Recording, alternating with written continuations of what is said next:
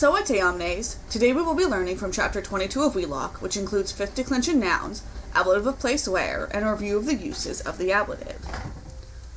The fifth declension is the last of the Latin noun declensions. The characteristic vowel is a long E. The endings of this declension are as follows: ace in the nominative singular, a in the genitive singular, a in the dative singular, m in the accusative singular, a in the ablative singular, ace in the nominative plural, arum in the genitive plural, abus in the dative plural, ace in the accusative plural, and abus in the ablative plural.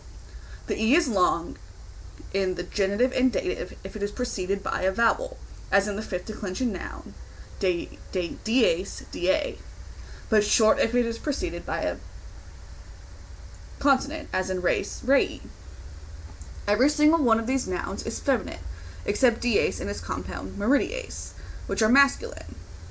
There are not many nouns in the fifth declension, but those that are some of the most important ones in Latin, including diace, which means day, and race, which means thing or affair, which is where we get the word republic from. To decline, follow the regular process of adding the ending to the base/stem.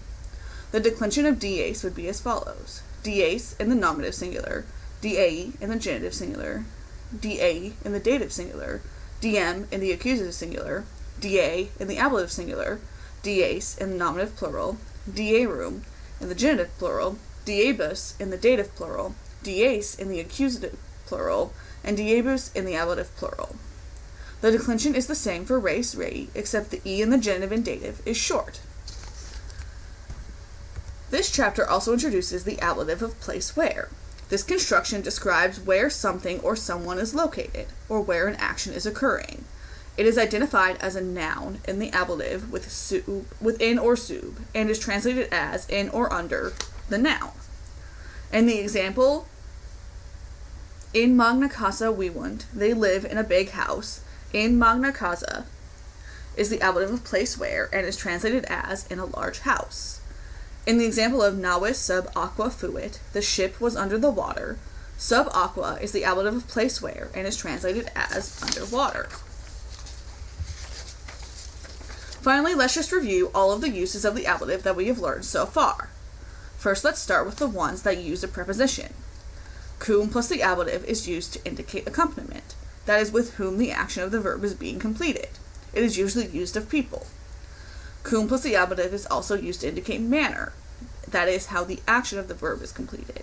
It is usually used of abstract concepts. In or sub plus the ablative indicates place where.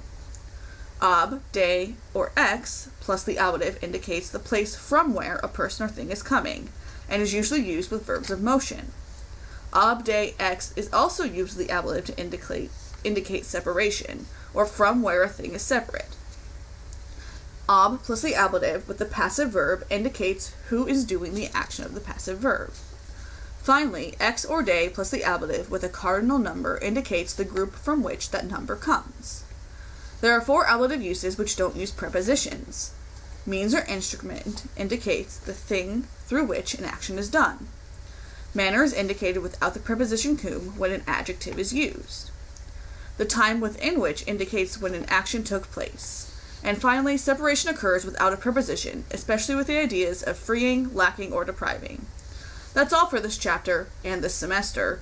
You still have forum posts, a quiz, and a worksheet, so be sure to turn those in when they are due. I'll see you for the final. Volete omnes.